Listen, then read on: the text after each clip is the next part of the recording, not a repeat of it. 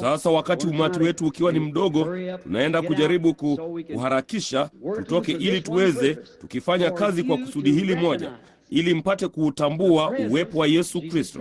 Mnaona, kama yeye yupo, basi mbona kila kitu kimetatuliwa. Yeye alilileta neno, yupo hapa kulihakikisha. Yeye anathibitisha kwamba atalihakikisha. Ni yeye yule tu jana, leo na hata milele. Tulimuona akilifanya jana usiku pasipo kukosea. Tunamuona usiku baada ya usiku na siku baada ya siku na mwaka baada ya mwaka. Hakuna hata wakati mmoja yeye amebashiri chochote, haidhuru ilikuwa ni lini, wakati gani lingetukia, katika maelfu ya nyakati ya yale yaliyokuwa makamilifu kabisa, pasipo kuchelewa na sahihi. Inawezekanaje? Ni wangapi wanaojua hilo na wanaijua huduma hii na wanajua kwamba hiyo ni kweli? Haya basi, si hata wakati mmoja, haidhuru jinsi hata isivyowezekana, lilitukia vivyo hivyo. Yeye ni Mungu, na kama tungalitambua tu jambo hilo, tulishike. Na sasa tuna wakati mfupi tu wa kuwa hapa. Nafikiri siku 3 zaidi usiku, ama siku 2 zaidi usiku na mchana baada ya usiku wa leo. Nafikiri Jumapili alasiri ndiyo ibada ya kumalizia. Tunajitahidi kufunga Jumapili alasiri ili wachungaji na kila mtu, hatutaki kuwazuia kwenda kanisani kwenu. Tunataka tu kuongezea wengi zaidi kanisani na kuwapa imani zaidi katika Mungu mnayemtumikia kanisani mwenu. Unaona, wala hatutaki milango ya kanisa ifungwe kwa vyovyote vile. Tunawatakeni mkae mle, bali tunajaribu tu kuwasaidia, kuwapa moyo. Uamsho hata haumaanishi kuongeza wengi zaidi kanisani. Uamsho unamaanisha kuwahuisha wale mlio nao tayari. Hiyo ni kweli, uamsho. Niliangalia wakati mmoja kwenye ufuko wa bahari ambapo upepo ulikuwa ukivuma na ulikuwa tu ukitingisha. Mbona haikuwa ni ufuko wa bahari, ilikuwa huko ziwa Michigan. Ilikuwa nimesimama pale nikiangalia mawimbi wakati yakiingia na bahari hiyo ilikuwa ikiruka, ama maji yalikuwa yakiruka na mashua zikirukaruka. Nami nikawazia, ni kitu gani hicho kinachoendelea? Nikawazia, mbona ziwa hili linakuwa na uamsho? Jambo ndilo hilo, linarukaruka na kutikisika. Kwa nini? Kuna upepo wenye nguvu ukienda kasi unaoshuka juu yake. Nikawazia, vema, unajua nini? Hakuna tone moja zaidi la maji ndani yake sasa, zaidi ya jinsi lilivyokuwa wakati lilipokuwa shwari kabisa. Hamna maji zaidi ndani yake. Limetibuliwa tu kabisa. Vema, sasa limetibuka kwa nini? Unajua kutibuka kwa maji kunafanya nini? Kuondoa takataka zote toka kwake zikapelekwa ufukoni.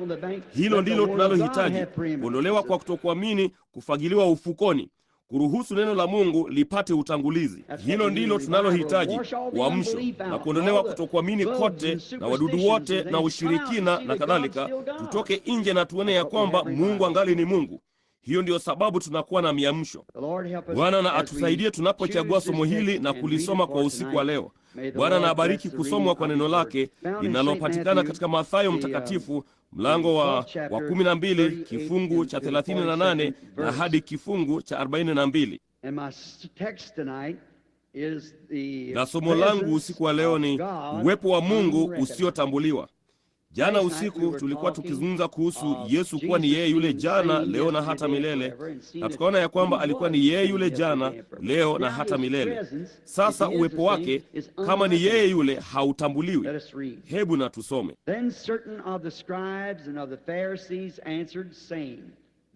Hapo baadhi ya waandishi na Mafarisayo wakamjibu wakasema, Mwalimu, tunataka kuona ishara kwako.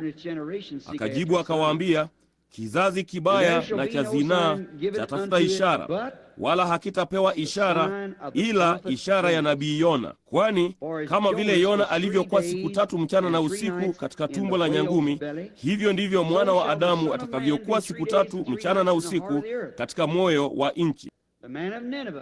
Watu wa Ninawi watasimama siku ya hukumu pamoja na watu wa kizazi hiki, nao watawahukumu kuwa wamekosa, kwa sababu wao walitubu kwa mahubiri ya Yona, na hapa yupo aliye mkuu kuliko Yona. Malkia wa kusini atasimama siku ya hukumu pamoja na watu wa kizazi hiki, naye atawahukumu kuwa wamekosa, kwa sababu yeye alikuja kutoka pande za mwisho za dunia ili asikie hekima ya Sulemani, na hapa yupo aliye mkuu kuliko Sulemani. Uwepo usiotambuliwa. Watu hao wangekuwa wakifikiria nini? Mungu daima imekuwa hivyo kila wakati anapokuja. Wakati Yesu alipokuwa hapa mara ya kwanza, yeye alisema, ninyi mnayapaka chokaa na kuzipamba kuta na makaburi ya manabii, nanyi ndinyi mliowaweka mle. Unaona, jambo fulani hutukia nalo linapita, na Mungu analificha kutoka kwa macho ya wenye hekima na akili na kuwafunulia watoto wachanga watakaojifunza. Yesu alimshukuru Baba kwa kufanya jambo kama hilo.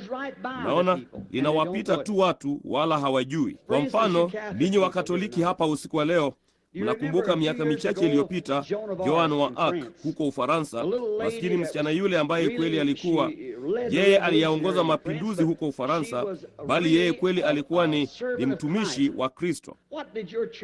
Kanisa lenu lilimfanyaje? Lilimchoma kwenye nguzo kama mchawi, kwa kuwa aliona maono na alikuwa wa kiroho. Kanisa Katoliki lilimchoma moto kama mchawi kwenye nguzo, kwa kuwa alikuwa ni wa kiroho na aliona maono. Miaka michache baadaye waliona kwamba mwanamke huyo alikuwa ni mtakatifu. Kwa hiyo bila shaka mlifanya kitubio kikubwa, mliichimbua miili ya hao makasisi waliomhukumu na kumchoma moto, kisha mkaitupa mtoni. Hakika hilo mlifanya kitubio kikubwa kwa ajili ya jambo hilo, kwa kuichimbua miili ya makasisi hawa. Sasa katika siku za manabii, ni jambo gani lililotukia? Walifanya jambo lile lile. Hawakuwatambua mpaka walipokwisha kuja, wakamaliza huduma yao, wakawachukua hawa wateule, alafu wakiisha kuondoka wakatambua ya kwamba kulikuwako na nabii miongoni mwao. Yesu, yeye alikuja duniani, ndani yake alikirimiwa kuwa na Baba Mungu. Mimi na Baba yangu ni mmoja. Baba yangu anaishi ndani yangu. Si mimi nizifanyaye hizo kazi, bali Baba yangu. Na kama sizitendi kazi za Baba yangu, msiniamini. Sasa kama mkiangalia wakati alipokuja, kadri ya mmoja katika 90 ya watu wa ulimwengu alijua ya kwamba yeye hata alikuwa duniani wakati huo, na hata hivyo ni mwokozi wa ulimwengu. Alafu basi hawakutambua kwamba yeye alikuwa ni nani. Hata kanisa ama yeyote yule, ilikuwa ni vigumu mpaka walipokuwa wamemsulibisha, wakamzika na akafufuka katika siku ya tatu, kabla kamwe hawajatambua kwamba yeye alikuwa ni nani. Linakuja na kuondoka, na watu hawalitambui mpaka limepita, na wao kwa kuwa kamwe haliendani na theolojia yao, haliendani na wakati wa siku hiyo. Naona jambo ni kwamba wao daima wanaishi katika mng'ao mkali wa wakati mwingine siku zote. Sababu ya wao kutokumkubali Yesu, kwa sababu walikuwa wakiishi katika mng'ao wa Torati. Na wakati Yesu alipokuja, haikuwa ni kinyume na Torati, bali alikuja kuitimiza Torati. Vema, hawakuweza kumkubali kwa sababu ujumbe wake haukuwa jinsi hasa walivyokuwa wameupangilia kwenye kanuni zao za imani, na ziliitwa basi mapokeo. Na yeye hakuja kulingana na mapokeo yao. Hakuweka mapokeo yao, na kwa kweli aliyavuruga na kuyararulia mbali na kufanya mambo yaliyokuwa ni kinyume nayo, hivi kwamba walidhani alikuwa anayavunjilia mbali makanisa, wala wasingeweza kumpokea kwa sababu ya ujumbe wake. Nasi sote tunajua siku hizi ya kwamba yeye alikuja kulingana kabisa na unabii wa Mungu, bali hawakujua hilo wakati huo. Nalo laweza kutukia tena, wala tusingeweza kujua. Ninawazia kama kweli angetokea usiku wa leo, ingekuwa ni kinyume sana na vile tumeyapanga kwenye chati zetu na katika shule zetu na kadhalika. Ni wachache sana wangetambua kilichokuwa kikiendelea. Je, alisema ingekuwa hivyo jinsi alivyokuja? Sasa Yesu akiwa pale ametambulishwa kwa udhahiri sana kimaandiko na maandiko, nao waandishi na Mafarisayo wa siku hizo hawakuweza kumtambua. Ni kwa nini hawakumtambua? Kwa nini hawakufanya hivyo? Kwa sababu walikuwa wameliwazia vinginevyo. Hapo ndipo Yesu alipowaambia, yachunguzeni maandiko, kwa kuwa ndani yake mnadhani mna uzima wa milele, nayo ndiyo yanayonishuhudia mimi. Unaona, sasa yeye alikuja kulingana kabisa na maandiko, lakini wao walikuwa wameliwazia kwamba labda kama angekuja Masihi huyo, labda angefanya yale Musa aliyofanya ama yale Nuhu aliyofanya, kuwajengea safina ama kitu kingine. Lakini sababu ya yeye kuja jinsi alivyokuja, wao hawakuwa wameliwazia katika maandiko pamoja na mapokeo yao, hawakuyafundisha. Kwa hiyo watu walikuwa wamechanganyikiwa sana, hawakujua kile kilichokuwa kikiendelea. Sijui kama hilo lingeweza kutukia leo. Sijui kama lingeweza kuwa ni tofauti na vile mapokeo yetu yametufundisha. Nalo lingeweza kuja na kitu fulani kingepitia hapa, na tusingeweza hata kujua mpaka kimekwisha kupita tayari, na ndipo jambo limekwisha. hivyo ndivyo karibu jinsi litakuja. Je, unajua wakati Yohana Mbatizaji alipojitokeza jukwani, hilo lilikuwa limebashiriwa kote kote kutoka kitabu cha Isaya, mamia ya miaka, karibu miaka 800 Isaya alitabiri, nafikiri kabla ya kuja kwa Kristo.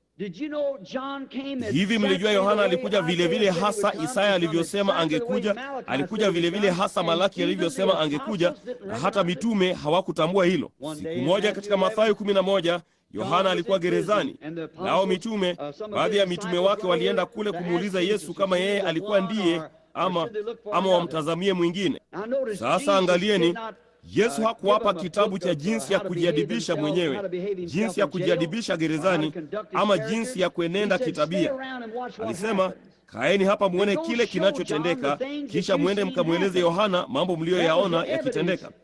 Huo ulikuwa ndio ushahidi ya kwamba nini? Je, alikuwa ni hilo neno? Na sasa kumbukeni, neno daima humjia nabii.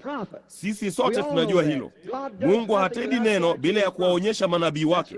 Hiyo ndio sababu kitabu cha Ufunuo wa Yesu Kristo ndio utimilifu kamili wa Kristo papa hapa mbele zetu, hicho kitabu. Sasa itambidi kumtuma mmoja fulani akakithibitisha hicho kitabu, akakifunue, akaifungue mihuri na kadhalika. Lakini kuhusu ufunuo wote wa zaidi wa Kristo, tayari umetambulishwa moja kwa moja humu. Yeye ndiye utimilifu wa hili wa ufunuo. Sasa angalieni, kamwe halishindwi, bali neno humjia nabii. Hebu mwangalie Yohana akisimama majini akibashiri, yule nabii, ya kwamba Masihi alikuwa papo hapo miongoni mwao. Alisema, yupo mtu anayesimama miongoni mwenu sasa msiyemjua, yeye atawabatiza kwa Roho Mtakatifu na moto. Sasa kumbukeni, yeye alikuwa amesimama papo hapo miongoni mwao. Biblia ilisema hivyo, wala hawakumtambua. Siku moja wakati Yesu alipokuja akitembea kule, Yohana alimtambua, naye akasema, tazama mwana-kondoo wa Mungu aichukuaye dhambi ya ulimwengu. Sasa angalia, kabla hajatambuliwa na mtu yeyote, yeye alimjia nabii. Yeye alikuwa ni neno, Yohana alikuwa ni nabii. Ninakumbuka maskini mwalimu wangu wa Kibaptisti aliniambia, akasema, unajua ni jambo gani lililotukia? Kasema, Yesu alimbatiza Yohana. Nikasema, sidhani alimbatiza. Akasema, hakika Yohana hakubatizwa kamwe, alikuja akihubiri akibatiza, hakuna mtu aliyestahili kumbatiza, Yesu alimbatiza. Nikasema, sijui. Basi siku moja nikiwa katika kusoma, Roho Mtakatifu alilifunua namna hii. Unaona, tazameni, yeye alienda akaingia majini, akasema, kwa nini wanijia mimi? Ninapaswa kubatizwa na wewe. Yesu akasema, kubali iwe hivyo. Angalia, lakini inatubidi kuitimiza haki yote. Yohana akiwa ni nabii, akijua neno, dhabihu aliyekuwa ni yeye haina budi kusafishwa kabla haijatolewa. Ndipo alibatizwa. Yohana alimbatiza kwa sababu inatupasa tuitimize haki yote. Neno lilimjia nabii majini, na ndipo wakati alipobatizwa bado watu, ndipo Roho Mtakatifu akashuka. Si kila mtu alimuona. Yohana alimuona. Malaika wa Bwana angeweza kuwa hapa usiku wa leo, na labda mtu mmoja amuone, wala si mtu mwingine. Ile nuru, ile nyota iliyopitia kwenye kila chumba cha uchunguzi ambapo wale mamajusi walifuata, hakuna chumba cha uchunguzi kinachojua lolote kuihusu. Hakuna mtu mwingine yeyote aliyeiona hata kidogo, ila hao mamajusi, kwa maana ilikuwa ni kwa ajili yao waione. Waliiona, ilikuwa ni halisi kwao. Wakati ile nuru, ile nguzo ya moto ilipompiga na kumwangusha Paulo akienda zake Dameski, yeye alitambua ya kwamba alikuwa katika uwepo wa Mungu. Sasa Mwebrania huyo kamwe asingeiita roho nyingine yoyote Bwana.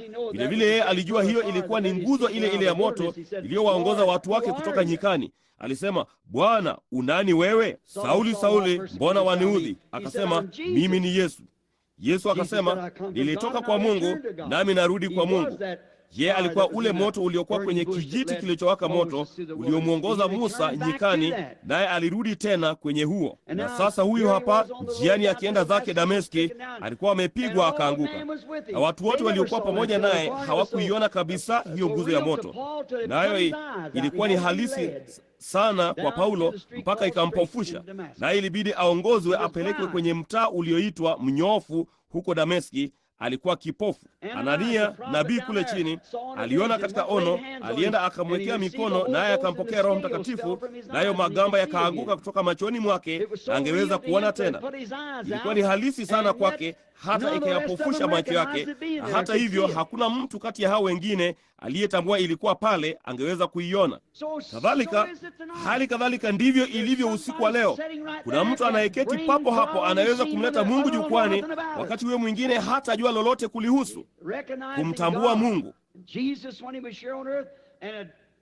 Na Yesu wakati alipokuwa hapa duniani alikuwa amefanya kabisa ishara ambayo Biblia ilisema angeifanya, lakini hawakulitambua hilo kwa sababu halikuwa ni kulingana na mapokeo yao kwa wakati huo. Yeye hakuwa aje akafanya yale Musa aliyofanya.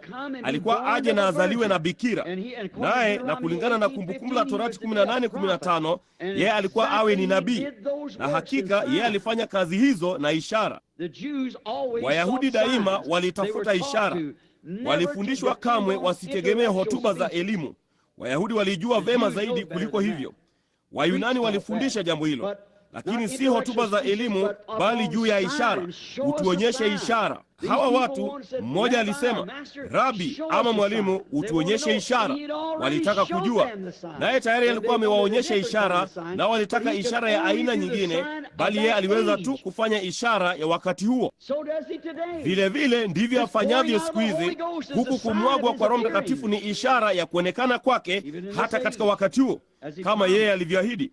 Wao wanataka ishara, naye alikuwa amewapa ishara ya kimaandiko, bali wao walitaka ishara ya tofauti. Hapo ndipo ambapo watu wengi sana siku hizi watachanganyikiwa. Mwajua, unyakuo huenda ukatukia, na wazieni tu huzuni yake. Hebu nirejee nyuma ambapo Yesu ama Yohana aliwatuma wanafunzi wake kwenda kumwona Yesu kama yeye alikuwa ni Masihi ama siye. Saa hiyo alifanya mambo mengi. Aliporudi hao wanafunzi mwambia Yohana yale waliokuwa wameona, Yesu akawaambia hao waliokuwa wameketi pale, akasema, mlitoka kwenda kuona nini nyikani? Mlitoka kwenda kuona nini wakati Yohana alipokuwa akihubiri? Je, mlikwenda na kumwona mtu aliyevikwa mavazi meupe na kadhalika, ama mavazi mororo? Akasema, hao ndio nini? Wako katika nyumba za wafalme, wanazika wafu na kubusu watoto wachanga na kuwaoza vijana na kadhalika namna hiyo. Hawajui kuutumia upanga wenye mikono miwili. Kasema, mlitoka kwenda kuona nini basi? Unyasi unaotikiswa na upepo wote? Kundi fulani litampa fedha nyingi zaidi kidogo, na yatahamia kwa hili badala ya kuufuata wito wa Bwana. Si Yohana. Mtu fulani angeweza kumgeuza huku aseme, tutakupa zaidi kama utakana hili na kulichukua hili. Si Yohana. Akasema, mlitoka kwenda kuona nini basi? Nabii? Akasema, nawaambia zaidi ya nabii. Na kama mnaweza kulipokea, huyu ndiye ambaye nabii alisema, tazama, ninampeleka mjumbe wangu mbele za uso wangu, ambaye ataitengeneza njia. Na hiyo ilikuwa ni Malaki 3 ambapo alilisema. Siku moja wanafunzi walimuuliza wakasema, kwa nini waandishi walisema kwamba Eliya hana budi kuja kwanza? Yesu akasema, amekwisha kuja tayari, wala hamkujua. Nao wakafahamu ya kwamba ilikuwa ni Yohana Mbatizaji. Wale mitume walioteuliwa wangali hawakuweza kuona yeye alikuwa ni nani. Huyo alikuwa ni Eliya. Sasa angalieni, mnajua kuja kwa Bwana kutakuwa ni kuja kwa siri. Yeye alisema, kutakuwa kuna wawili kitandani, nami nitamchukua mmoja na kumwacha mmoja. Hiyo ni sehemu iliyo usiku. Wawili kondeni, nitamchukua mmoja na kumwacha mmoja. Mnajua kuna watu wengi sana wanaopotea kila siku kutoka usoni pa nchi, hata hakuna mtu anayeweza kujua waliko. Moja ya siku hizi huenda ikawa watu huenda wakasema, vema, unamaanisha ile dhiki, kitu hicho kimetupata sasa. Nilidhani ilibidi kanisa liondoke kabla ya ile dhiki. Hawatambui na kufahamu ya kwamba unyakuo ungeweza kutukia, wasijue kitu kuhusu. Ni kule kuondoka kisiri kwa kanisa. Na wazieni, watu wataendelea kuhubiri moja kwa moja, wakisema wanaamini wanaokoka, na kuongezea kwa kanisa na kujenga makanisa na kuendelea kama tu walivyofanya katika siku za Nuhu na kadhalika, wala wasijue. Na unyakuo umekwisha kupita, umekwisha kutukia, nanyi hamkujua. Kuna mamia ya watu wanaopotea kutoka duniani, na watu hawajui kitu kuhusu walikoenda. Hawezi kujua waliko. Fulani alikuwa akienda mahali fulani, hawasikii habari zao tena. Basi huo unaweza kuwa ni unyakuo. Na waambieni enyi marafiki, kwamba tu sisi ni wafuasi wa kanisa ama kitu kama hicho, hilo halimaanishi mengi sana kwetu.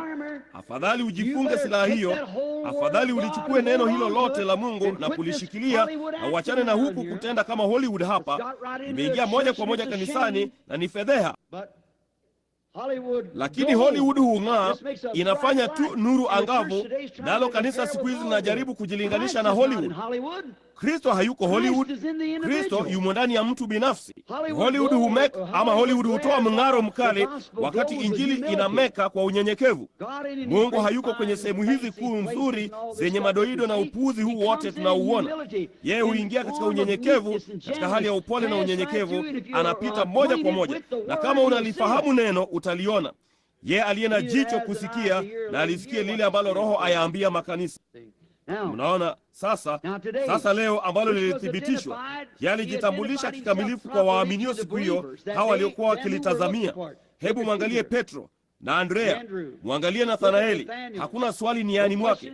Mwangalie yule mwanamke kisimani, hapakuwa kuna swali katika jambo hilo. Lakini hawa Mafarisayo, siku chache kabla ya mahali lilipo somo letu usiku wa leo, walimwona akifanya jambo hilo, ndipo wakamuita Beelzebuli, Ibilisi.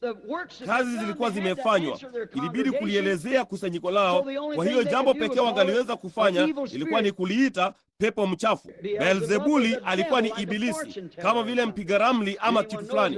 Na mtu yeyote anajua ya kwamba kupiga ramli ni kwa Ibilisi.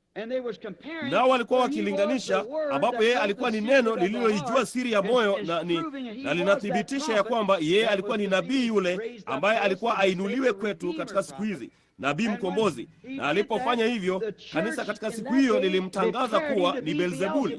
Naona kile walichokuwa. Yeye alisema, ninyi ni vipofu mkiwaongoza vipofu. Hawataingia wala hawaruhusu wale walio chini yao waingie. Kile tunachotaka kufanya siku hizi ni kupata ile kweli. Hatuna budi kuijua kweli. Je, yeye ni yeye yule? Je, yeye yupo hapa kuyatimiza yale aliyoahidi kutimiza? Yachunguzeni maandiko na muone kile anachopaswa kufanya siku hizi. Hiyo ndiyo sababu ambayo John Wesley ama Martin Luther asingeweza kuendelea na ujumbe wa Wesley. Wao waliuundia dhehebu. Huo ndio umbali lingaliweza kwenda. Ndipo akaja Luther kutoka kwenye kanisa Katoliki, naye yeye alikuwa mwenda wazimu kwao, bali alikuwa ana ujumbe wa kuhesabiwa haki, maana ulikuwa ni neno la Mungu, ahadi. Ndipo wao baada ya kifo chake waliliunda dhehebu la Luther. Basi nini kilitukia? Lote likajikunyata tena, na kulingana na maandiko hapana budi painuke wakati mwingine wa kanisa. Na wakati lilipoinuka, ule wakati wa kanisa la Philadelphia ulikuja John Wesley, na jambo lililotukia liliendelea kuja magharibi wakati wote. Na wakati lilipotukia ulikuwako na wakati wa kanisa, ndipo John Wesley akainuka, bali Luther asingeweza kulipokea kwa sababu tayari walikuwa wamejiundia dhehebu la kuhesabiwa haki. Asingeweza kuupokea utakaso. Ndipo wakati wa Wesley walipojiundia dhehebu jinsi walivyojiundia, na matawi madogo yakatokea ambayo yalitokea, ndipo ukaja ujumbe wa Kipentekoste wa kurudishwa kwa karama. Hakuna moja la hayo lingaliweza kusogea, walikuwa tayari wameunda madhehebu. Sasa sehemu yake ya kuhuzunisha ni kwamba Wapentekoste hali kadhalika walijiundia madhehebu. Hebu angalieni siku tunayoishi, kile kilichoahidiwa kwa ajili ya siku hii. Tuko wapi? Tumepanda juu. Nguzo ya moto inasogea, nao wana wa Israeli wakasogea pamoja na nguzo ya moto, vinginevyo walirudi Misri. Hatuna budi kusogea pamoja na neno. Na leo tunakuwa wavivu sana, kanisa linakuwa la kilimwengu sana na lisilojali sana, na kwa hiyo nia zao zimepotoshwa sana na televisheni, na tunampenda Susi na baadhi ya mambo haya machafu na kukaa nyumbani. Hilo linaonyesha mahali mioyo ya watu ilipo. Na mtu unaweza kuambia mambo haya ni mabaya, nao wanafikiri wewe ni mwenda wazimu. Ni kitu gani? Wapendao anasa kuliko kumpenda Mungu. Mnaona? Raha kubwa sana niijuayo ni kuwa kuomba mpaka niweze kutambua ya kwamba niko kwenye uwepo wa Mungu, na kutambua hilo. Nafikiri hilo linapaswa kuwa ndio furaha ya kanisa, ni uwepo wa Roho Mtakatifu. Kumwona Mungu aliyeitoa ahadi amesimama miongoni mwetu, kuhisi uwepo wake na kuliona neno lake na kuliona likithibitishwa. Linapaswa kutoa imani, kuwafanya viwete kutembea, vipofu kuona, viziwi kusikia, bubu kusema. Nilisimama huko Afrika Kusini ambako nilikuwa na watu 200,000 kwenye uwanja wa mbio huko Durban. Walipoona wakati mmoja hilo likitukia jinsi hiyo, baada ya kuwaelezea hilo kwa njia ya upole tu, nao wakaona jambo moja likitukia na hayo kufunuliwa, na watu 25,000 waliponywa papo hapo mara moja. Waliokota malori 7. Malori hayo ni marefu kama kutoka hapa, yenye magurudumu 6 na 18 namna hiyo.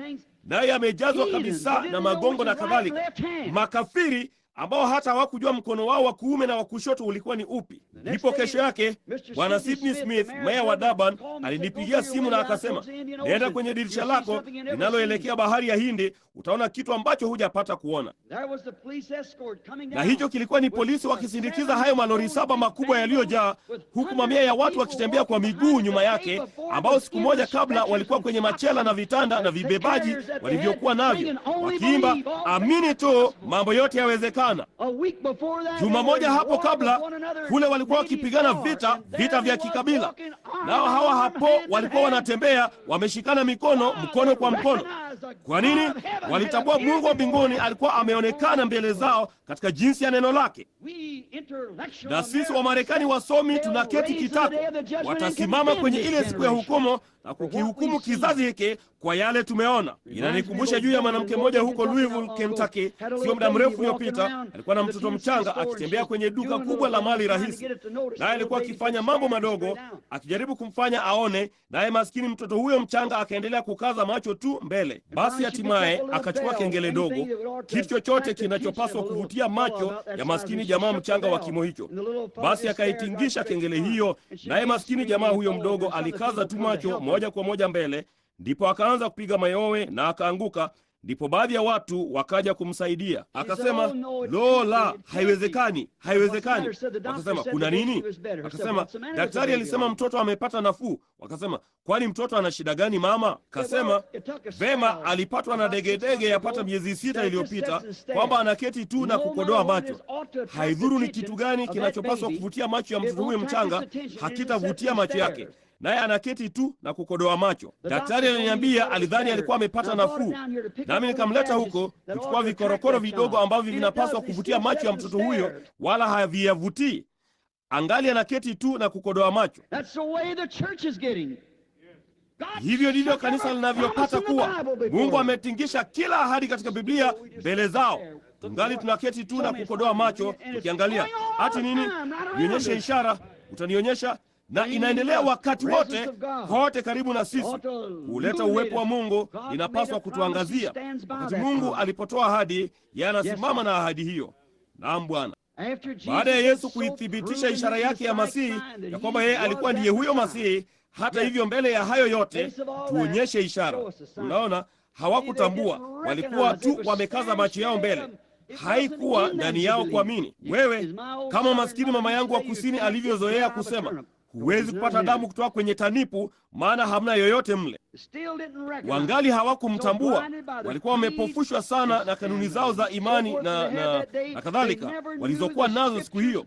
Hawakuyajua maandiko ya ahadi, kwa kuwa kanuni za imani zilikuwa zimeifunika. Kanuni zao za imani na mapokeo ya siku ile zilikuwa zimeifunika ahadi ya maandiko. Na eti wangelikuwa wamefundishwa kulingana na maandiko ya kwamba hiyo ilipaswa kuwa ndio ishara iliyomfuata Masihi. Ni wangapi wanaamini ya kwamba alikuja katika ishara yake sahihi? Hakika alikuja kulingana na ahadi, bali walikuwa wamefundishwa kanuni ya imani. Tunaamini katika hili na tunaamini katika lile. Wote wanamwamini Mungu. Wote leo hii sisi wa Marekani hasa tunafikiria kwamba tutawiwa radhi kwa kuwa tunajenga makanisa makubwa na tuna wachungaji wazuri na kadhalika. Kumbukeni, kama hivyo ndivyo ilivyokuwa, Mungu hana haki kama akituchukua jinsi hiyo. Kwa kuwa Kaini na Habili, wale waabudu wawili wa kwanza nje ya Edeni, walimjengea Bwana madhabahu. Wote wawili walitoa dhabihu, wote wawili walitoa matoleo, wote wawili waliomba, bali mmoja alikuwa mwenye haki na huyo mwingine alikuwa mwovu. Angalieni, hatuna budi kuwa na kweli, nayo kweli ni neno la Mungu daima. Sasa ni vivyo hivyo leo. Watu wanakuwa wamepofushwa sana. Ninasema, je, wewe ni Mkristo? Lo, mimi ni mfasi wa kitu fulani fulani. Naona hilo halina uhusiano wowote nalo. Sina neno dhidi ya hilo, bali hilo silo ninalojaribu kuwaambia. Kuwa mfasi wa kanisa lolote unalotaka, chapa yako haileti tofauti yoyote. Nilikuwa nikimwambia mchungaji asubuhi ya leo, huko Colorado nilikuwa nikiwakusanya ng'ombe kwa farasi na kadhalika, nami nilikuwa nikiketi pale, mguu wangu kukingama tandiko la farasi namna hiyo, na shirika la Hereford la mto msumbufu hualisha kwenye bonde la mto msumbufu. Ndipo ukikwea juu ya hilo bonde, una mkondo wa mashariki na wa magharibi. Ng'ombe wote kutoka hapa kwenda juu kwenye shirika hilo hulishwa kwenye mkondo wa magharibi, na kundi nililokuwa pamoja nalo walilisha kwenye mkondo wa mashariki. Halafu walikuwa na kizuizi cha ua pale wazuia hao ng'ombe wasiingie kwenye mali ya binafsi na kukwea milimani katika msimu wa kiangazi. Nasi tungewakusanya hao ng'ombe aina 4 ama 5 mbalimbali, aina 8 ama 10 mbalimbali huko mtoni. Tungewakusanya hao ng'ombe katika msimu wa kuchipua, tuwapeleke huko juu. Nami nilikuwa nikiketi pale, mguu wangu kukingama nje ya tandiko la farasi. Baada ya sisi kuwakusanya ng'ombe wote walikuwa wametiwa chapa na kila kitu, wakipelekwa malishoni. Naye mpanda farasi alisimama pale, alikuwa akiwahesabu wakati wakipita. Nami niliona kulikuwako na kila aina za chapa. Bwana Grimes alikuwa na tepe almasi, na papo hapo juu yetu kulikuwako na wayo bata mzinga. Sisi tulikuwa na miguu 3 kizee, na kulikuwako na chapa mbalimbali zilizopitia pale. Ila yule mpanda farasi hakujali chapa hizo. Aliangalia kishikizo cha damu sikioni.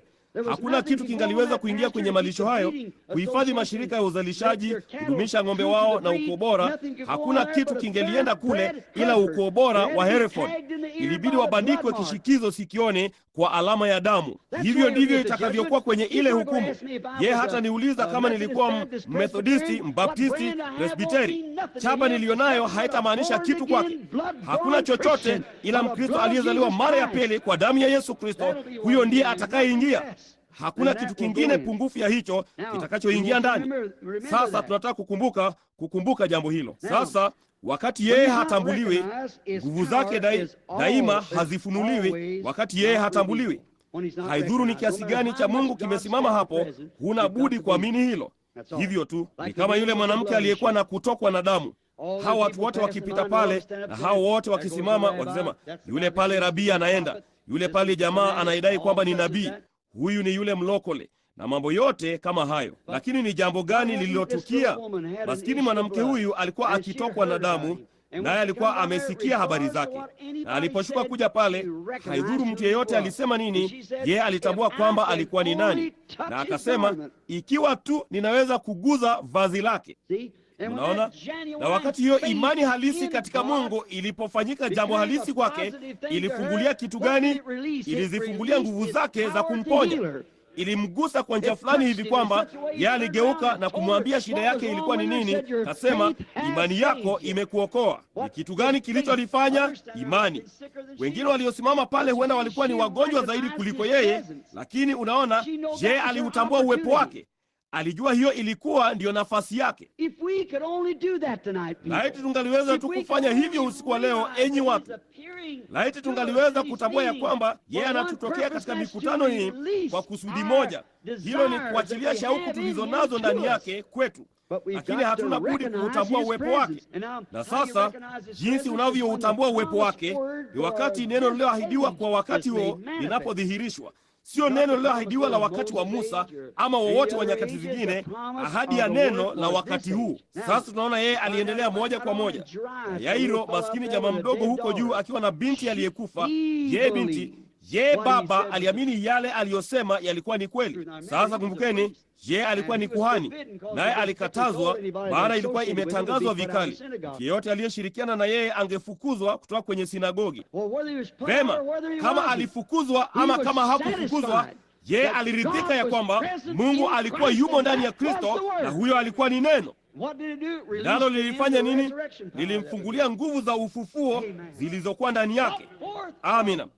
Zikamfufua msichana aliyekuwa amekufa na kulazwa huko, kwa sababu yeye alitambua ya kwamba Mungu alikuwa ndani ya Kristo na uwepo wake ulikuwa ndani ya nyumba yake. Lakini katika mji alimolelewa, nguvu hizo zilikuwa ndani yake kwenye mji alimolelewa, bali kamwe wao hawakumtambua. Uwepo wake kwao haukumaanisha kitu. Labda ni mlokole fulani. Mambo haya yako wapi? Wananiambia kwamba wewe unafanya hili na lile. Hebu nikuone ukiyafanya hapa. Hivi hamjasikia hayo? Kama kuna ninyi kundi la Wapentekoste na ninyi watu ati mnaamini katika uponyaji wa kiungu, huyu hapa na ni hapa, hebu niwaone mkimponya. Huyo ni ibilisi yule yule wa kale, yeye yule aliyesema, kama wewe ni mwana wa Mungu, yaamuru mawe haya yafanywe kuwa mkate. Ibilisi yule yule wa kale, wakati macho yake yalifunikwa, walimpiga kichwani kwa fimbo na kusema, sasa wakapitishiana fimbo wenyewe kwa wenyewe na kusema, tuambie ni nani aliyekupiga, nasi tutakuamini kama wewe ni nabii. Kamwe hakujibu. Yeye hamfanyii vitimbi mtu yeyote. Naam, yeye yule wakati alipokuwa msalabani alisema, kama wewe ni mwana wa Mungu, shuka msalabani na kuthibitisha ya kwamba wewe ni mwana wa Mungu. Angeweza kufanya hivyo. Wao walimpa sifa kubwa sana aliyopata kupewa pale, lakini hawakujua. Walisema, aliwaokoa wengine, yeye mwenyewe hawezi kujiokoa. Kama angejiokoa, asingeliweza kuwaokoa wengine. Yeye alijitoa kusudi aweze kuwaokoa wengine. Unaona, hawakuutambua uwepo wa Mungu. Hivyo tu. Sasa huo unaachilia nguvu za uponyaji na kitu gani? Utaachilia nguvu za kuyafungua macho yako yapate kumtambua, ama kuyafumba macho yako kusudi usiweze kumtambua kamwe. Kinachoyafungua macho ya mmoja huyafumba macho ya asiamini. Lakini ule mji hawakuwa na imani yoyote naye. Kwenye nyumba ya yule Mfarisayo alimwalika aje kwa Simoni Mfarisayo, naye alikuwa amepika chakula kingi kitamu cha jioni, naye Mfarisayo alitaka kuwathibitishia yeye hakuwa nabii hata kidogo. Kwa hiyo alikuwa kule nyuma wakipongezana kwa glasi na bilauri zake na manukato yote mazuri nyumbani. Na Yesu alikuwa ameingia, akampita mtumishi mtawadha miguu, na alikuwa ameketi chini hapa, na mchafu, harufu mbaya ya kondeni juu yake, ambapo wanyama walikuwa wamepitia mavazi yake. Hiyo ndiyo sababu waliosha miguu yao siku hizo. Mnaona, jambo la kwanza unapoalikwa nyumbani huko Palestina, wakati walipovaa hayo makubadhi, jambo la kwanza walilofanya ilikuwa ni kuiosha miguu yako, kisha wanakupa kitu fulani, kutembea kwenye zulia zao, zile zulia nzuri sana za Uajemi na kadhalika, zilikuwa ni za kupendeza sana. Jambo la pili walilofanya, halafu walikupa mafuta mkononi mwako, yanatokana na tofaa dogo linalopatikana huko juu sana mlimani, tofaa waridi. Baada ya waridi kwisha, inaacha tofaa na manukato mazuri, nao wanayasugulia usoni mwao. Na hiyo miali ya moja kwa moja ya jua la Palestina ni mibaya sana, na unaona hilo linaondoa harufu. Na halafu ukifanya hivyo, ndipo mwenyeji anakuja mlangoni na kuwabusu shingoni na kuwakaribisha. Hawa watawadha miguu walimwachaje Yesu apite bila ya kuiosha miguu yake, ama kumpa mafuta ya kujipaka, ama hata kumkaribisha kwa busu? Lakini kulikuwako na maskini kahaba mmoja mtaani, hawa na dini wote wakiwa kule. Sasa kundi hilo lote halikumtambua. Ndipo maskini mwanamke mwenye sifa mbaya alichungulia mle, labda langoni, naye akamwona ameketi kama ua la ukutani. Hivyo ndivyo alivyo siku hizi miongoni mwa kundi la dini pia, ua la ukutani. Hakaribishwi, hatakiwi, kinyaa, mchafu, mtakatifu anayejifingirisha, ndivyo wanavyomwita. Namna fulani ya mtu asiye na akili zake timamu, mpiga ramli, msoma mawazo, ama namna fulani ya jina baya. Na Yesu italifikia katika dakika chache, akasema, ukisema neno dhidi ya mwana wa Adamu utasamehewa, bali Roho Mtakatifu atakapokuja kufanya jambo lile lile hutasamehewa hata neno moja. Unaona? Lakini pale maskini mwanamke huyo aliona yeye alihitaji kuhudumiwa, ndipo akafanya hima, akaenda na kutoa chupa ya marimari iliyojaa mafuta. Labda alikuwa ameinunua kwa fedha za kutokana na ukahaba wake. Lakini ilikuwa ni kitu gani? Huenda aliwazia yeye ni nabii. Lakini nakumbuka mwanamke mwingine mwenye matatizo kama yangu, mtu mwingine kama mimi, yeye alikuwa na nafasi na akamtambua yeye, ndipo akasamehewa. Huko juu kwenye kisima cha Sikari jana usiku tulilizungumzia hilo. Na kama ninaweza tu kumfikia, ninajua yeye ni nani, nitamtumikia. Kama hao wengine, sijali wanafanya nini, nitamtumikia. Nitatambua ya kwamba yeye ni mwana wa Mungu. Akaingia haraka, akamkaribia sana, naye akajisikia mwenye hatia sana. Hivyo ndivyo mwenye dhambi anayetubu halisi anavyojisikia katika uwepo wake, mwenye hatia. Ndipo machozi yakaanza kutiririka, naye alikuwa akijaribu kuyaficha, yakaangukia miguuni mwake. Alikuwa yuaenda kumtia mafuta, lakini machozi yanaanguka miguuni mwake. Ndipo akaanza kuyapanguza na kulia na kuyapangusa kwa mikono yake, na miguu yake ilikuwa ikichafuka kwa uchafu iliyokuwa nao. Na kama ukitaka kuliamini kweli, akiona harufu mbaya ya wanyama njiani, kila mtu alipitia njia hiyo hiyo, na ilikuwa hapo harufu mbaya juu yake, ameketi pale, na hayo machozi yake yalikuwa yakianguka miguuni mwake, na yeye alikuwa akijaribu kuyapangusa, na hakuwa na taulo. Uzuri wa mwanamke na heshima yake ni nini? Ni nywele zake. Hiyo ndio sababu wengi wenu ninyi wanawake siku hizi huzikata zote. Hilo ni kosa. Yeye alizishika nywele zake na akaanza kuosha miguu yake na kuipangusa nywele zake nzuri, akimwondolea harufu mbaya, anaichukua mwenyewe, akiichukua dhihaka yake. Jamani, hapo ndipo unapotambua ni nani aliye mbele zako. Unaona, dada zetu ingewabidi karibu kusimama kwa kichwa chao waweze kupata nywele za kutosha kufanya hivyo.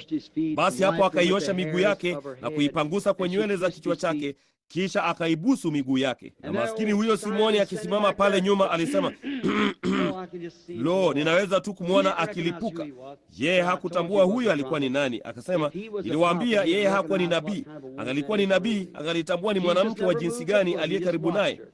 Yesu kamwe hakusogeza mguu, alimwangalia tu, na mwanamke huyo alikuwa na woga.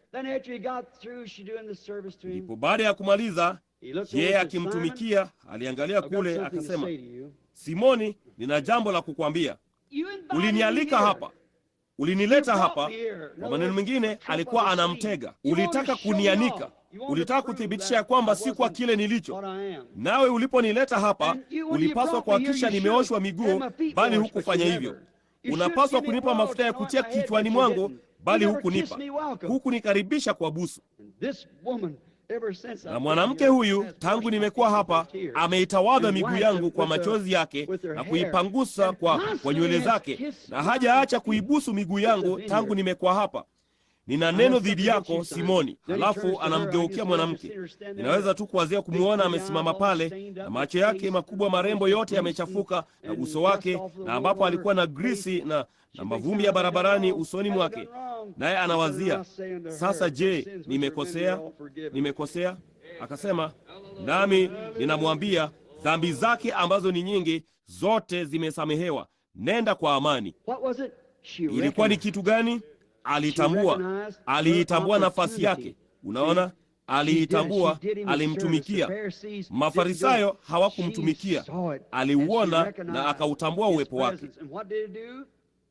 Na ulifanya nini? Uliosha. Ulimfungulia nini? Msamaha. Ukamfungulia msamaha wa dhambi zake. Ulifanya nini pia? Pia uliachilia nguvu za Mungu kuwaonyesha hawa wasioamini ya kwamba yeye alikuwa ni nabii. Je, alijua mwanamke alikuwa ni nani?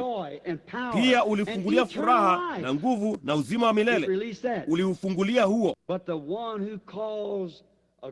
Lakini yule aliyesababisha msumari mkubwa mno kupigiliwa kwenye miguu hiyo ya thamani, yeye hakuutambua uwepo wa Mungu ndani yake. Yeye pia alitaka amfanyie kitimbi rahisi, burudani kidogo. Hicho ndicho ulimwengu unachopenda siku hizi, ni lundo la burudani. Hauitaki Injili, wanataka kutumbuizwa.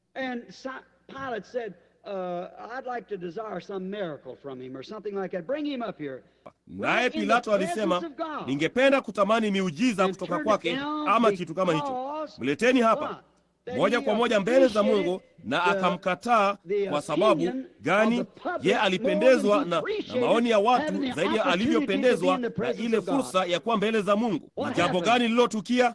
Yule mwanamke alisamehewa na kupewa uzima wa milele, bali yeye alirukwa na akili, akawa mwenda wazimu, kisha akajiua kwa kujizamisha, akafa maji huko Uswisi. Sasa shughuli, alichukuliwa sana na maoni yanayopendwa na watu wa siku ile, kwamba alikuwa ni Beelzebuli, alikuwa anajifanya tu kuamini. Kwa kweli hakukuwa na chochote kwake. Yeye alifanya nini? Aliipoteza nafasi yake mbele za Mungu. Angeweza kusamehewa. Yeye alisema, ninayo mamlaka ya kukusulubisha, ninayo mamlaka ya kukufungua.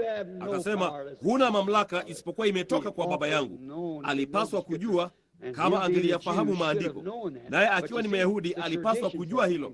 Lakini unaona, mapokeo yalikuwa yamemfundisha vibaya. Hivyo ndivyo ilivyo siku hizi.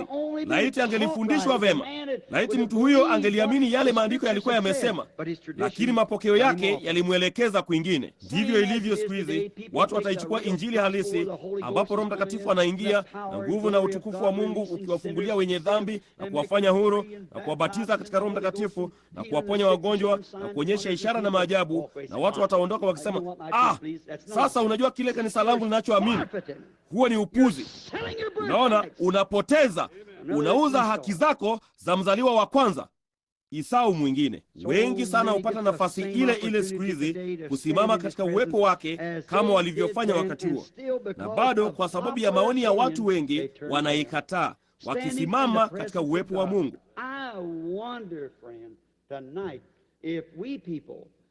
Sijui rafiki, usiku wa leo, kama sisi watu tulio wa Kristo katika uwepo wake na tu wagonjwa, kama hatuikatai nafasi ya kuponywa kwa kumwamini yeye tu.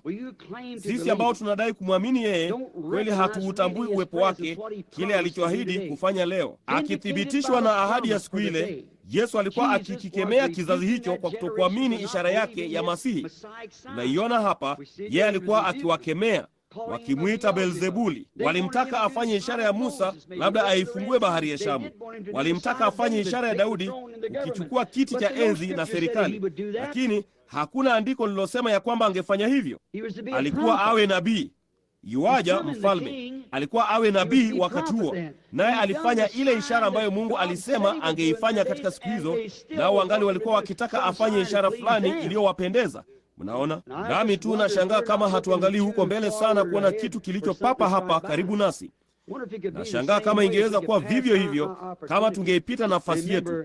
Kumbukeni, kama ilivyokuwa mifano ya kale, mifano kamwe haiwezi kushindwa. Ishara ya mwisho kulingana na Yesu, yeye alisema, kama ilivyokuwa katika siku za Sodoma, ndivyo itakavyokuwa katika siku ambapo mwana wa Adamu, sio mwana wa Mungu sasa, atakapofunuliwa mwana wa Adamu. Angalieni hapa mahali lilipo leo. Enyi marafiki, ningeweza kuwaambia mambo hapa ambayo si vizuri kwangu kuwaambia, bali yangewashangaza sana. Ninataka kuwaulizeni swali dogo tunapomalizia, kabla hatujaendelea na ibada hii dakika chache tu. Sijui kama ningeweza kuwauliza hili. Mtu yeyote anajua ya kwamba ulimwengu mahali ulipo, kila kitu kiko katika utaratibu wa kuja kwake. Matetemeko ya nchi mahali, mwezi unatema damu nyekundu ama volkano nyekundu kila mahali zikiufunika, kama vile Yesu alivyosema tuiangalie ishara hiyo katika siku za mwisho. Bahari ikivuma, watu wakivunjika mioyo kwa hofu, na mshangao wa wakati, dhiki miongoni mwa mataifa. Angalieni upotovu unaoendelea leo. Uangalieni leo ongezeko la 40% California la walawiti. Mapenzi asilia ya kimwili yamekwisha potea. Hebu angalieni leo jinsi ambavyo watu watakaa nyumbani wanaojiita wa Kristo na kuwasikiliza watu kama Pat Boone, Elvis Presley, Annie Ford na hawa wanaoimba nyimbo za dini Jumapili, na kuangalia vitu hivyo, wanawaangalia wakiwabusu hawa wanawake na kadhalika huko nje, wakati hakuna mtu anayepaswa kumbusu mwanamke mpaka awe amemuoa. Hizo ni tezi za kiume na za kike zikikutana. Acha iwe popote pale, ni kosa. Kimsingi ni tendo la kujuana kimwili. Wakati tezi za kiume na za kike zinapogusana, ni tendo la kujuana kimwili, na limefanywa. Mwanamume akimbusu mwanamume mdomoni, lingefanya atapike, ama mwanamke. Ni kwa nini ni tofauti? Ni nini? Ni tendo la kujuana kimwili. Kimsingi hiyo ni kweli. Mfano wa Kristo akimbusu bibi harusi wake. Mnaona, hupaswi kufanya hivyo kamwe. Lakini angalia jambo hilo leo, sinema hizi zote na kadhalika, na lundo moja kubwa la kubusiana na kukumbatiana, na karibu ni uzinzi wa hadharani kabisa kila mahali, nao watu ni vipofu sana, hawalioni. Kweli, kila kitu kiko katika hali ya Sodoma. Wa Sodoma kila mahali, kama Biblia ilivyosema. Mambo mengi sana. Angalieni siku hizi kile alichosema kingetukia. Angalieni zile ahadi alizofanya zitakazotimia siku hizi. Halafu chunguza jambo hilo, kile kinachoendelea, uone mahali tulipo, ndipo uone kama yeye angali katika neno lake ama la. Walitaka kuona ishara ya Musa, ishara ya Daudi. Hiyo haikuwa ni kwa ajili ya wakati wao, iliahidiwa kwa ajili ya wakati wa Musa na nyakati hizo. Ahadi ya wakati huu haina budi kutimia. Alikuwa tayari amewaonyesha dhahiri yeye kwa maandiko, na akawaalika wakayachunguze maandiko wapate kuona ni siku gani waliokuwa wakiishi. Anafanya jambo lile lile kabisa sasa hivi. Yachunguzeni maandiko, ninyi mnaoiamini Biblia. Kitu gani kinachopaswa kutukia papa hapa kabla ya kuja kwake? Uangalieni ulimwengu katika mahali ulipo. Sasa huo ni ulimwengu. Liangalieni kanisa mahali lilipo. Angalia mahali lilipo, likianguka vuguvugu, Laodikia likiliondoa neno. Kitu hicho chote kinaingia katika baraza kuu la makanisa, baraza la makanisa ulimwenguni, likifanya ile alama ya mnyama ambayo Biblia inatangaza kwamba ni kosefu, na mambo hayo yote. Na hata hivyo Waprotestanti wanaelekea moja kwa moja mle ndani kabisa kwa kutokuyafahamu maandiko, mapokeo yao. Wanataka mtu mwenye mamlaka, nao watampata, watahakisha wanampata. Yeye alikuwa, angalieni, bali Yesu alikuwa amejitangaza mwenyewe kwamba alikuwa ni nani hasa, na alikuwa amewathibitishia kwamba yeye alikuwa ni nani katika wakati wake. na ni jambo lile lile leo. Sasa hebu liangalieni, hebu tuchukue msingi huo wa Luka 17. Kama ilivyokuwa katika siku za Sodoma, uangalieni ulimwengu, liangalieni kanisa, hali ya Sodoma. Angalieni mahali alipokuwa Lutu, wakati watu hao hata walijaribu kuusukuma mlango wawapate malaika hawa, wanaume hawa. Angalieni hapa. Kumekuwako, angalieni Ibrahimu alikuwa huko juu mlimani. Hakuwa Sodoma. Huo ni mfano. Daima kuna matabaka matatu ya watu katika kusanyiko la dini: waaminio, wanaojifanya waaminio, na wasioamini. Ni hao watatu siku zote. Na hao hapo kuna Wasodoma wasioamini, Lutu anayejifanya mwaminio, na Ibrahimu, kanisa teule. Sasa angalieni wajumbe wao katika siku ile. Wajumbe wawili walishuka wakaenda wakahubiri Sodoma. Hawakufanya miujiza yote, ila tu waliwapiga kwa upofu. Kuhubiriwa kwa neno hufanya hivyo. Lakini angalieni ni muujiza wa aina gani malaika huyu alifanya, ambaye alibaki na Ibrahimu. Alikuwa ameugeuza mgongo wake, na akamwambia Ibrahimu jina lake lilikuwa limebadilishwa, akamwita Ibrahimu badala ya Abramu. Asingepata yule mtoto mpaka jina lake lilipobadilishwa, wala Sara. Aliwaambia jina lao lilikuwa ni nani. Malaika aliwaambia hilo. Naye akasema kwamba atamzuru Sara majira kama hayo mwakani. Ndipo Sara akacheka kuhusu jambo hilo. Na Sara alipocheka, huyo mtu akiwa ameugeuza mgongo wake, mtu huyo akila nyama ya ndama na kunywa maziwa kutoka kwa ng'ombe na akila mkate, mtu mavumbi nguoni mwake, msafiri, alikuwa ni Mungu mwenyewe. Na Ibrahimu akatambua jambo hilo, kwa sababu huyo alijua mawazo yaliyokuwa katika moyo wa Sara nyuma yake. Kasema, kwa nini Sara alisema moyoni, mambo haya yanawezekanaje? Kuna jambo lililo gumu sana kwa Mungu. Mnaona? Ndipo Sara akatoka nje upesi na kulikana. Akasema, naam, lakini ulicheka. Sasa yeye angaliutoa uhai wa Sara papo hapo kwa yeye kutokuamini. Lakini unaona, yeye ni sehemu ya Ibrahimu. Na kutokuamini kwetu katika dhihirisho lake kuu katika saa hii, sisi ni sehemu ya Kristo. Yeye ana nini tu. Unaona, sisi ni unaona nini yetu. Yeye hana budi kulitimiza.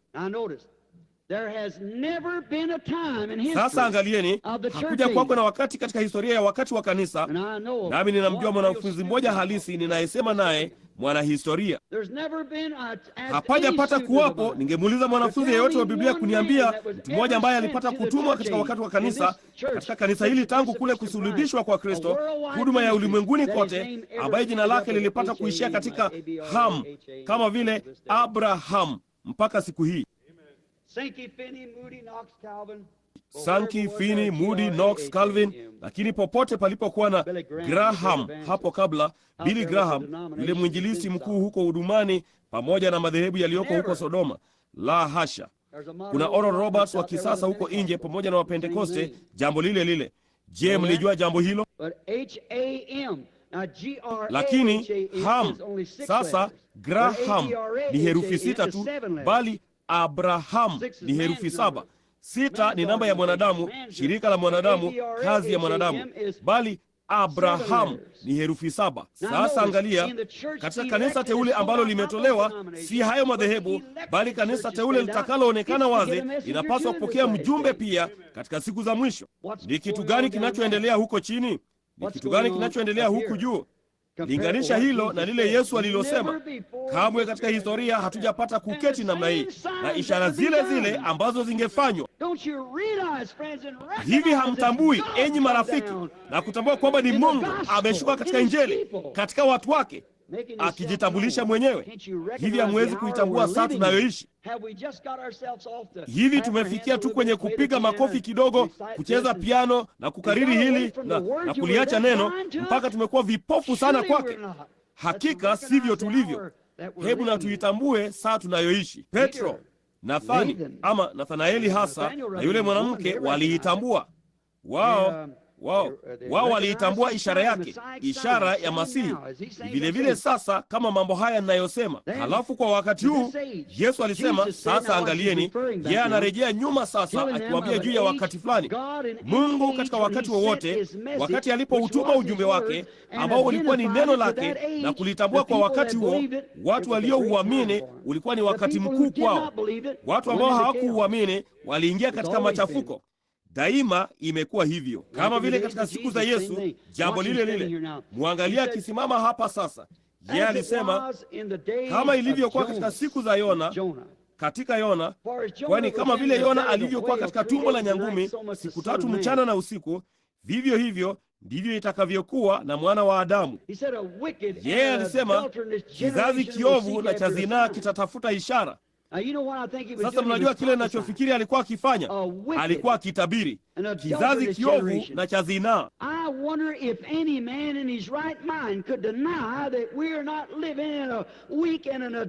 Sijui kama mtu yeyote aliye na akili timamu angeweza kukana kwamba hatuishi katika kizazi dhaifu na cha zinaa, wakati walawiti, upotovu na kiasi cha talaka Marekani kiko juu zaidi kuliko taifa lingine lolote ulimwenguni, na ulimwengu mzima umeingia katika machafuko yake. 3 kutoka kwa kila 4 karibu hivyo wametalikiwa kote, tukichukua jambo hilo lote katika miaka 10 ya ndoa. Mnaona, wazieni jambo hilo: talaka, kuoa tena na kuoa tena, kutaliki na kuoa tena. Walikuwa wakila, wakinywa, wakioa wake na kuolewa. Angalieni sasa tunaishi.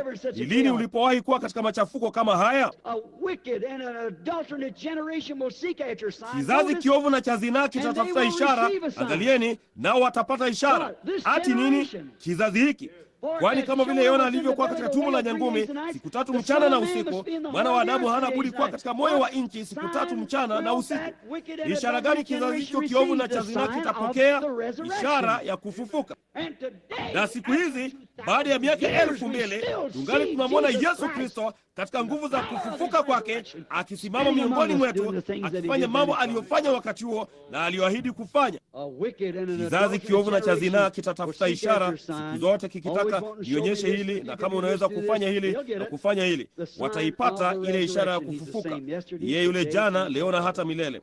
Neno lililodhihirishwa likiishi miongoni mwetu, jinsi tunavyopaswa kumshukuru Mungu kwa ajili ya ishara yake kuu. Angalieni, yeye alirejea kwenye jambo lingine pale. Yeye alisema, na kama vile malkia wa kusini atakavyosimama, huyo ni malkia wa Sheba. Sikilizeni kwa makini sasa. Malkia wa kusini atasimama siku ya hukumu pamoja na watu wa kizazi hiki, naye atawahukumu kuwa wamekosa, kwa sababu yeye alikuja kutoka pande za mwisho za dunia ili asikie hekima ya Sulemani. Na tazama, hapa yupo aliye mkuu kuliko Sulemani. Angalieni, hebu turejee kwenye hilo dakika chache. Yeye alikuwa akisoma Biblia ile ile tunayosoma kuhusu Yona, pia alikuwa akisoma kuhusu Sulemani. Sasa wakati wa Sulemani ulipoanza, yeye alikuwa na karama ya utambuzi, na watu wote, taifa zima, waliiamini. Kila mmoja alikuwa na moyo mmoja na nia moja. Kila mtu aliiamini. Kama kila mtu usiku wa leo, kama Marekani nzima wangemrudia tu Mungu na kumwamini Mungu, hiyo ndiyo dhamana iliyo bora zaidi tulionayo. Itakuwa ndiyo ngome zote za kujisetiri na mabomu na chochote kile. Hakuna mtu aliyemchezea Sulemani. Walimwogopa kwa sababu alikuwa ni mtu mwenye kipawa, nao watu walimwamini hivyo. Alitumwa kutoka kwa Mungu mpaka wakamfanya mfalme wao. Mataifa yote yaliwaogopa, si kwa sababu ya nguvu zao za kijeshi, bali kwa sababu Mungu alikuwa pamoja nao. Na kama taifa hili linalodai kwamba ni la Kikristo, kama lingenini tu wote kwa pamoja waikumbatie karama hii kubwa ambayo tumepewa katika siku hizi za mwisho, Roho Mtakatifu wa Mungu juu ya kanisa, sio kanuni za imani, Roho wa Mungu, si kwa uwezo wala si kwa nguvu, bali kwa Roho yangu, asema Mungu. Roho Mtakatifu, Yesu Kristo katika umbo la Roho juu yetu, yeye yule jana, leo na hata milele, akilifanya neno hili liishi kile alichosema lingeishi. Angalieni kwa makini sasa. Habari zilisambaa kote ulimwenguni. Hawakuwa na televisheni na redio na kadhalika siku hizo, kwa hiyo zilisambazwa toka mdomo hadi sikio. Ndipo baada ya kitambo kidogo, ule msafara mkubwa ukashuka ukaja kupitia jangwa la Sahara, ambayo ni safari ya miezi 3 kutoka Palestina kufikia mahali huyo malkia alipoishi. Nayo imani chanzo chake ni kitu gani? Kusikia neno la Mungu. Naye alikuwa amesikia juu ya mkutano huu mkubwa waliokuwa nao kule. Na wakati wowote msafara ulipokuja kutoka huko, angeuliza, je, mmepitia Palestina? Naam. Vipi kuhusu jambo hilo? Ni zaidi ya chochote kile. Kamwe hujapata kuona utambuzi kama huo, na ni kama tu Mungu mdogo ameketi pale. Mungu wao amewakilishwa katika mtu aitwaye Sulemani. Vema, imani chanzo chake ni kusikia. Maskini moyo wa malkia huyo ukaanza kuona njaa ya kukwea kwenda kule na kujionea mwenyewe. Mnaona, alikuwa amekusudiwa uzima. Angalia sasa, jambo la kwanza la kufanya sasa, yeye akiwa ni kafiri, ilibidi kwenda kuomba ruhusa kutoka kwa kuhani wake ili kwenda. Kwa hiyo naweza kuwazia nikimwona akimwendea kuhani wake na kusema, Baba Mtakatifu, ninasikia wana uamsho mkuu huko Palestina. Ningependa nipate ruhusa nipande niende na nikajionee mwenyewe. Sasa mtoto wangu, sasa hutaki kujichanganya katika nini? Hata hivyo hatushiriki katika uamsho huo. Kwa hiyo wewe huwezi kwenda. Unaona, hilo ni lundo tu la upuzi. Hakuna kitu hapo. Hao watu wanadai wamepitia kwenye bahari ya Shamu na ati wamefanya yote haya yale. Hakuna kitu hapo. Kama kungekuwa kuna chochote kama hicho kikitukia, kingekuwa ni papa hapa kanisani petu. Tungali tuna wapagani. Kwa hiyo tunaona ya kwamba alianza kuona njaa. Akasema, sasa angalia, akasema, wananiambia ya kwamba Mungu wao kule juu amewakilishwa katika mwanadamu na hekima yake imepita chochote kile. Utambuzi wake ni wa ajabu sana. Lo, hakuna kitu hapo. Huyo malkia akasema, lakini huenda ni kanini. Vema, angalia, wewe ni malkia, huwezi kuhusishwa katika kundi kama hilo la watu. Hilo huwezi kufanya hivyo. Kundi hilo la watu linalojulikana ulimwenguni kote kama walokole wa dini, huwezi kufanya hivyo. Lakini unaona, Mungu anapoanza kuushughulikia moyo wa mwanadamu, hakuna kitu kitakachouzuia. Mume, mke, watoto, mchungaji, hakuna kitu kingine chochote kinachoweza kuuzuia. Wakati mtu anapomwonea Mungu njaa, watashika njia kwa vyovyote vile. Kwa hiyo akawa tayari kujiandaa. Vema, yeye angesema, vema, nitakupa tu, itabidi kukufukuza kutoka kwenye ushirika wetu. Vema, unaweza tu kufanya hivyo. Ninaenda, haidhuru, ninaenda kulichunguza mwenyewe jambo hili na kujionea. Alikuwa amekuja na magombo na alikuwa amesoma kile ambacho Yehova anapaswa kuwa juu ya manabii wake na kile anachopaswa kufanya, jinsi ambavyo neno la Mungu lingedhihirishwa, jinsi lingeyajua mambo haya wakati lilipowakilishwa, likifichwa katika mwili wa binadamu, kile lingefanya. Naye alikuwa ameyasoma mambo haya yote. Kwa hiyo ningemsikia kuhani akisema, vema, angalia kitabu chetu kinasema hivi. Akasema, naam, angalia, mimi nyanya wa nyanya yangu alisimama mbele ya sanamu hizo. Alisimama na kukariri sala siku baada ya siku. Kamwe hapakuwapo na msogeo hata mmoja, mnong'ono wala chochote kile. Nami nimechoka, maskini umbo hili la kale mfu. Ninataka kuondoka niende nikaone kama kuna Mungu aliye hai. Ni vibaya sana, hatuna wengi zaidi wa hao malkia siku hizi. Kwa hiyo akajiandaa kuondoka. Sasa wakati alipofikia mahali hapa ambapo hana budi kwenda, sasa kumbukeni, alikuwa na shida kubwa. Haikuwa ni rahisi jinsi ingalikuwa kwenu. Sasa angalieni kile kilichombidi kufanya. Hili hapa jambo lingine ninalotaka, sitaki kuliacha.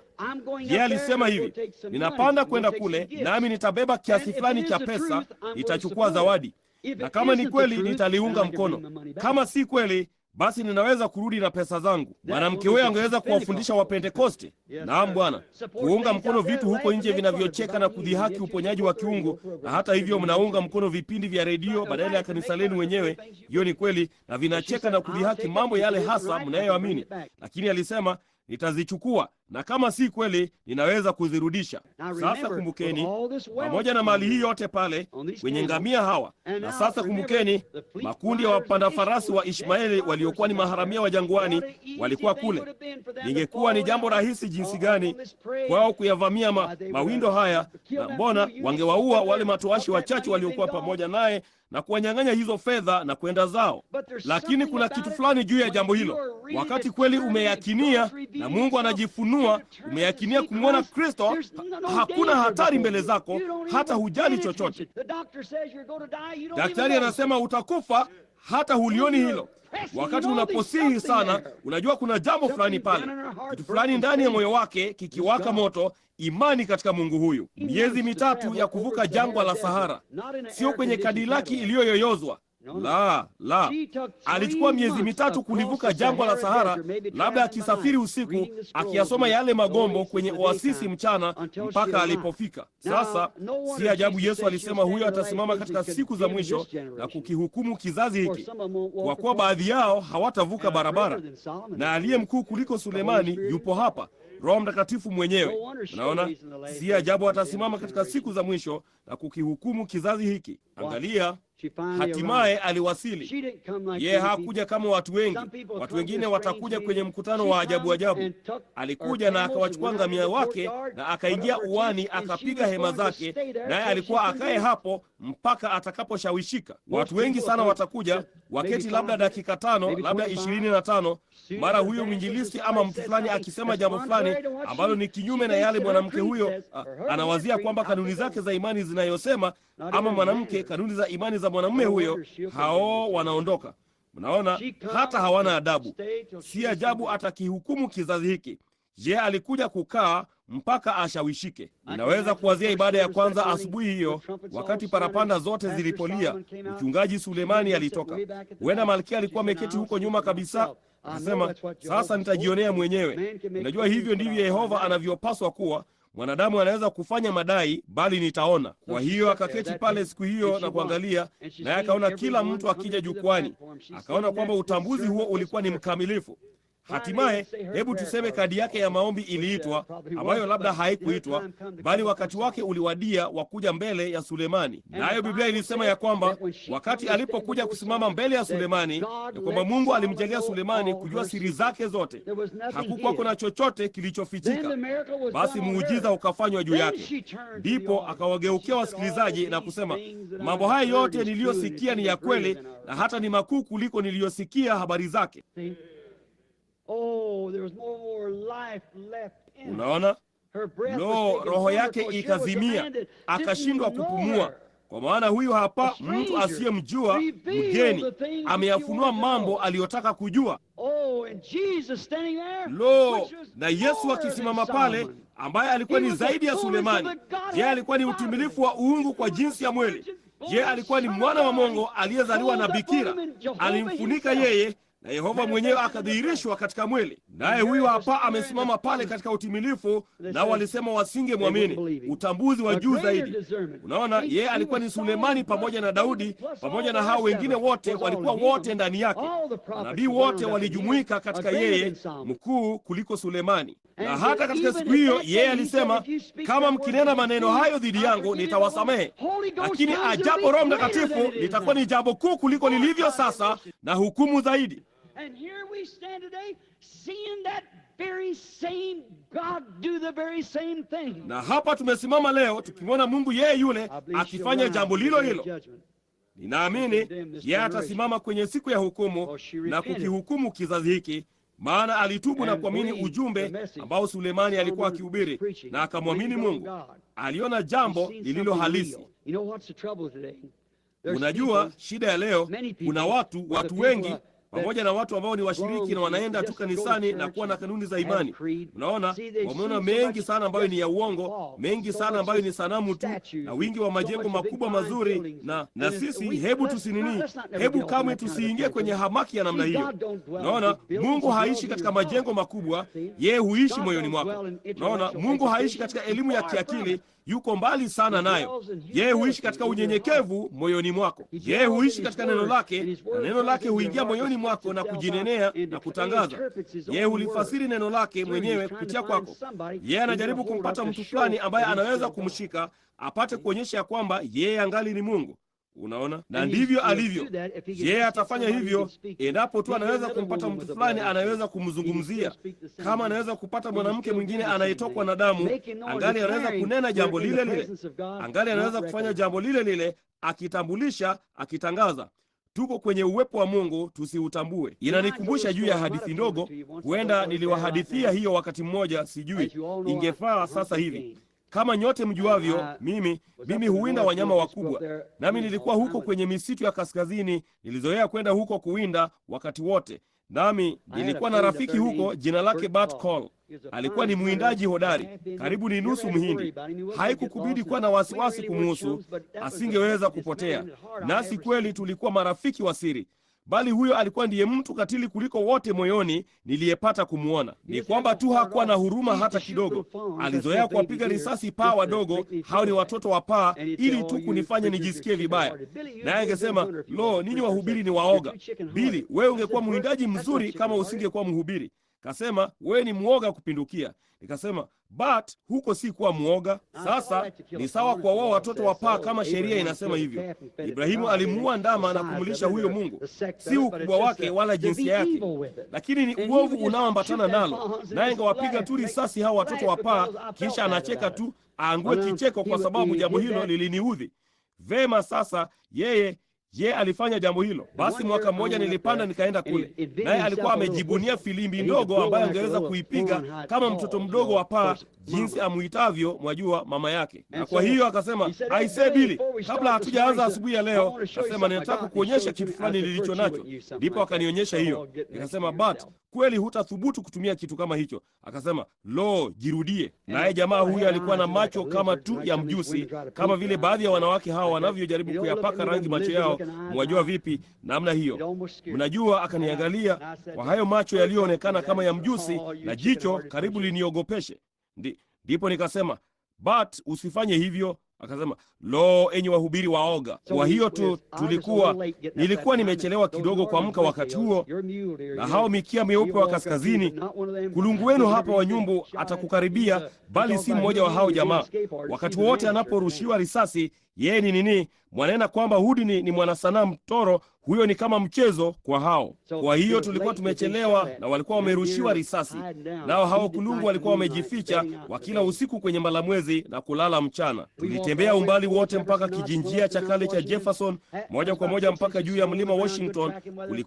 Kulikuwa na kama inchi 6 za theluji ardhini, hali nzuri ya hewa ya kuwafuatilia wanyama. Hatukuona mburuzo hata mmoja. Akasema, unaonaje Bili? Nikasema, hapo ninyi nyote mliwaogopesha wote, wakatoroka sehemu hizi kwa hizo bombomu mnazorusha. Na kwa hiyo tukaendelea. Baada ya kitambo kidogo, karibu saa 5, siku zote tulibeba moja ya hizo themosi ndogo iliyojaa chokoleti moto.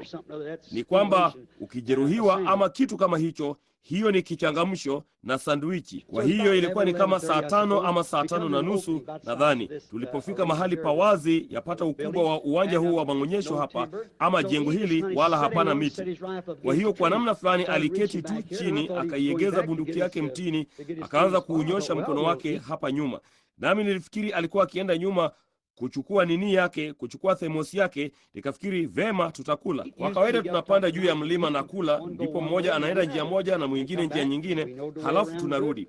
Nasi tulijua njia za huko vizuri, na kama tungalipata kulungo tulimtundika juu tu, kisha tunajua tukaenda na kusaidiana kuwaleta ndani.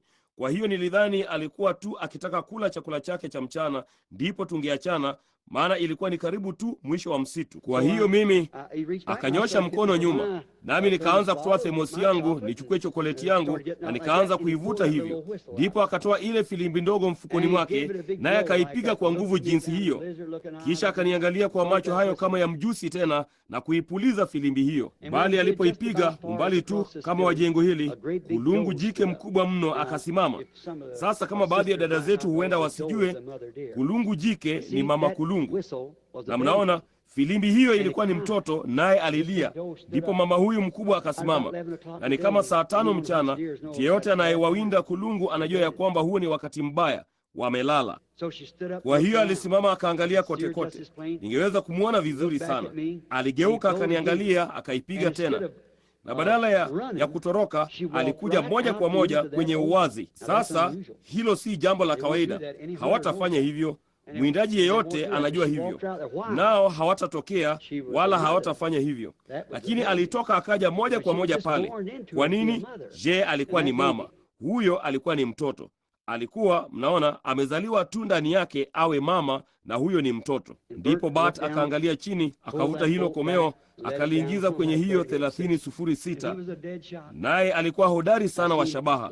Nami nikamwona ameilenga namna hii, nami nikajua angeulipua moyo wake mwaminifu moja kwa moja kupitia pande zote mbili na risasi ya uyoga ya kipimo cha 180. Ndipo nikawaza, unawezaje kufanya hivyo Bat? Unawezaje kuwa katili jinsi hiyo, kumwita mama kulungu huyo moja kwa moja kutoka huko na kuupiga risasi moyo wake moja kwa moja umtoke, na huku anajaribu kumtafuta mtoto wake? unawezaje kuwa katili hivi kufanya hivyo? Nilikuwa nikiwazia hayo, ndipo nikamwona amemlenga hivyo, nami nisingeweza kuangalia hilo, lilizidi mno. Nadhani kweli mimi ni muoga. Nikageuza mgongo wangu, kisha nikawaza, Mungu anawezaje kufanya hivyo? Mwanadamu anawezaje kuwa katili namna hiyo, kufanya hivyo, kuupiga tu risasi moyo wa maskini mama huyo mwaminifu umtoke? Sasa yeye hakuwa akijaribu kuigiza, hakuwa akijionyesha. Yeye alikuwa ni mama. Alimwona mwindaji huyo wakati alipoishusha bunduki hiyo chini, lakini je, alitimua mbio? La, bwana. Mtoto wake alikuwa kwenye shida, naye alikuwa akijaribu kumtafuta mtoto wake. Ndipo nikageuza mgongo wangu kama nilivyosema na kuanza. Nikasema, Bwana Mungu, anawezaje kufanya jambo hilo? Nikaona na nikangoja, bunduki haikupiga. Basi nikageuka nikaangalia, nayo bunduki hiyo ilikuwa ikifanya hivi. Hakuweza kuishikilia tena. Akageuka. Maskini macho hayo makubwa ya mjusi yalikuwa yamebadilika. Machozi yalikuwa yakimtiririka shavuni mwake. Akaitupa bunduki kwenye tuta na akasema, Bili, yamenitosha. Niongoze kwa huyo Yesu unayenena habari zake. Moja kwa moja kwenye tuta hilo la barafu nikamuongoza kwa Kristo. Kwa nini? Aliona kitu kilicho halisi. Aliona kitu cha kweli. Wakinyamaza hawa, mawe yatapiga kelele. Mama huyo hakuwa akiigiza lolote. Yeye alikuwa ni mama halisi. Haidhuru kama ilikuwa ni mauti ama chochote kile, alikuwa akiyakabili mauti moja kwa moja, akijua ya kwamba dakika yoyote ile risasi ingeulipua moyo wake wote, bali alikuwa akimtafuta mtoto wake. Laiti tungalikuwa Wakristo kadri huyo kulungu alivyokuwa mama. Mbona?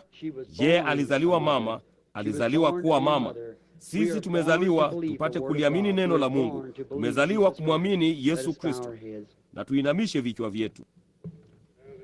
Ni wangapi humu ndani sasa hivi wakiwa na mkono ulioinuliwa wangesema, Ndugu Branham, kwa yakini ningetaka kuwa Mkristo wa jinsi ambavyo maskini kulungu huyo alivyokuwa mama. Na natamani moyo wangu ungalikuwa umejaa Kristo sana, hata ningeweza kusimama mbele ya kitu chochote na kuwa Mkristo halisi kama tu vile huyo kulungu alivyokuwa ni mama. Mimi, hilo ndilo tukio ninalotaka. Utauinua mkono wako? Mungu akubariki. Hilo linapendeza. Mungu akubariki. Wengi sana kila mahali. Nina shukrani sana kwamba ungali una kitu fulani kilicho halisi ndani yako ambacho kitakufanya kuamini. Mnaona vipi kama ilikuwa kwamba hukuamini? Hilo silingekuwa ni jambo la kusikitisha. Muona asiyeamini mahali ambapo mioyo yao ni migumu sana, hata wasingeweza kuamini hata kidogo. Wameangamia, wamekwisha, wamepotea, hawajui lolote kuhusu jambo hilo, hawajui ni saa ngapi mauti itabisha mlangoni. Unabudi kutoka uingie katika umilele. Na Yesu alisema, mtu asipozaliwa mara ya pili, awe Mkristo kadri huyo kulungu alivyokuwa mama, kamwe hutamwona Mungu. Umekwisha. Haidhuru utajiunga na makanisa mangapi. Yeye alikuwa akizungumza na kiongozi wa dini wa siku ile, Nikodemo, mtu mwenye umri wa miaka 80, kumwambia ya kwamba hana budi kuzaliwa, hana budi kuwa Mkristo kama vile yule kulungu alivyokuwa ni mama pale. Kuna mmoja ambaye hakuinua mikono yake, ambaye kweli anajua uwepo wa Mungu, anautambua na kusema, ninajua ya kwamba niko makosani. Wakati unapotambua ya kwamba uko makosani, unautambua uwepo wa Mungu. Lakini wakati hujui ya kwamba umekosea, Biblia ilisema mnyonge. Katika wakati huu kanisa lingekuwa nyonge, lenye mashaka, maskini, kipofu na uchi, wala halijui. Wazia tu kama mwanamume ama mwanamke alikuwa barabarani, nyonge, kipofu, maskini, mwenye mashaka na uchi, nawe ungeweza kuwaambia kwamba walikuwa uchi, nao wangekusikiliza. Lakini vipi kama wao wako uchi wala hawaamini hivyo? Hiyo ni hali mbaya jinsi gani ya akili. Vema, sasa hiyo ndiyo hali ya kiroho iliyopo. Watu ni vipofu kiroho, wanyonge, wenye mashaka, uchi mbele za Mungu, wenye dhambi, wakijaribu kujifunika nyuma ya majani ya mtini ya madhehebu fulani, wala hawajui. Utainua mkono wako, mtu mwingine. Mungu akubariki. Hilo ni sawa. Bwana akubariki. Labda wewe ni mgeni hapa, hujapata kumwona Mungu akifanya lolote, lakini kabla hujaona jambo lolote, wewe ungali unasema, nitalikubali juu ya msingi wa neno. Ninajua ya kwamba aliye mkuu kuliko Sulemani yupo hapa. Roho Mtakatifu mkuu wa Mungu yupo hapa. Ninamhisi, ninamwamini. Nitainua mkono wangu. Mimi ni mwenye dhambi, nitaomba wokovu. Heavenly Father, bless these who have their hands up. Baba wa mbinguni, wabariki hawa walioinua mikono yao juu. Tunaomba ya kwamba rehema yako itolewe kwa wale walio wenye dhambi. Hiyo ni kusema labda wao ni wafuasi wa kanisa, wao hilo bado halimaanishi wao si wenye dhambi. Nao waliinua mikono yao, wanataka kuokolewa. Bwana, kulikuwako na kitu fulani karibu nao. Walimtambua Roho Mtakatifu pale, nao walitambua ya kwamba ilikuwa ni Mungu, naye alikuwa akinena nao, kwamba hawakuwa na lile tukio wanalopaswa kwa nalo, nao waliinua mikono yao. Wewe ulisema, yeye atakayekuja kwangu sitamtupa kamwe. Nami ninajua hiyo ni kweli. Ulisema katika Yohana Mtakatifu 5:24, yeye ayasikiaye maneno yangu na kumwamini yeye aliyenipeleka yuna uzima wa milele, hata ingia hukumuni, bali amepita kutoka mautini kuingia uzimani. Yeye ajaye kwangu nitampa uzima wa milele, nitamfufua katika siku za mwisho. Hizo ni ahadi zako Baba. Ninamdai kila mmoja wao. Labda Mkristo fulani Bwana, ambaye anajitahidi kutembea katika maisha haya, akijaribu kuishi bora zaidi kila siku, na wao wanataka tukio la mwenendo bora zaidi, waliinua mikono yao pia. Baba, ninaomba ya kwamba utawabariki. Jalia wapate ule utoshelevu wote usiku wa leo katika Kristo, neno lilofanyika mwili miongoni mwetu. Tujalie haya Bwana, ninawakabidhi kwako katika jina la Bwana Yesu Kristo. Amina. Mungu awabariki. Na wakati mkiketi kimya kabisa, mnaona kwa dakika moja. Jamani, nimepitisha wakati wangu kwa dakika 5 sasa. Samahani, sikukusudia kuzungumza kwa muda mrefu hivyo. Na waambieni, hebu na tungoje tu kwa dakika moja, nipeni tu dakika zingine 5 tafadhali. Ni wangapi wanajua kile Mungu alichokuwa? Tunajua kile Biblia ilichosema yeye alikuwa. Biblia ilisema yeye yule jana, leo na hata milele. Na Yesu alisema katika Yohana Mtakatifu mlango wa 14 kifungu cha 12, yeye alisema, yeye aniaminie mimi, kazi nizifanyazo mimi yeye naye atazifanya. Si yule anayejifanya anaamini, bali ye aniaminie mimi. Hiyo ni kweli ndugu zangu wahudumu? Hiyo ni kweli. Ni wangapi wasomaji wa Biblia wanaojua hiyo ni kweli? Mbingu na nchi zitapita, bali maneno yake hayawezi kushindwa. Yeye aliahidi hilo. Sasa kuna hapana shaka wagonjwa miongoni mwenu huko mliko. Siwajui hata kidogo. Na kuthibitisha yale niliyokuwa nikisema muda mfupi uliopita, kama malaika wa Bwana katika siku zilizopita, siku za nyuma zilizopita, Yesu alisema, kama ilivyokuwa katika siku za Lutu, ndivyo itakavyokuwa katika kuja kwake Mwana wa Adamu. Mnaweza kuona kile nilichokuwa nikizungumza habari zake, majina hayo na mengine yote yakiwa mahali pao, kanisa likiwa limekaa sawa. Mnaweza kuliona? Sasa nina hakika mlisoma katikati ya mistari katika mambo ambayo sikutaja. Mnaona nililomaanisha. Sasa kama ninyi watu hapa ndani mlio wagonjwa na wahitaji, mimi nina shughuli gani kuwa hapa? Ningekuwa nimesimama hapa kwa sababu gani kama mdanganyifu? Kama nilikuwa nikifanya hivyo, wakati umewadia kwangu kunini, mimi sistahili kuishi. Mimi afadhali nife. Mimi afadhali nitoke niende niwe kitu kingine chochote kuliko kuwa mdanganyifu. Basi Mungu atanifanyaje? Na sijui kwamba nitaishi usiku kucha, wala wewe hujui. Lakini mdanganyifu, tunataka kuwa, una faida gani kuwa mdanganyifu wakati unaweza kuwa mkweli? Lakini unaona, ni jambo geni sana kwenu. Sasa angalieni, kama ninadai ya kwamba maandiko haya hayana budi kutimizwa, ambayo nimesoma na kuwaonyesha katika siku hizi 2 zilizopita usiku, kile Yesu alichokuwa, kile uwepo wake ulicho sasa, naye anapaswa kurudi katika siku za mwisho. Najua hilo kupitia mwili wa mwanadamu na kujitangaza mwenyewe vivyo hivyo. Sote tunajua hilo. Je, tuna habari nalo? Semeni amina kama ndivyo. Vema. Sasa kwa ajili ya faraja yenu nawaambia jambo hili katika jina lake. Yeye yupo hapa, Mungu yeye yule aliyeshuka chini na kusema na Ibrahimu, aliyekuwa ameelekeza mgongo wake kwenye hema, na Sara akiwa ndani ya hema. Yeye alijua aliyokuwa akiwazia. Yeye alisema jambo lile lile wakati alipokuja hapa. Aliwaangalia wasikilizaji na kujua kilichokuwa moyoni mwao.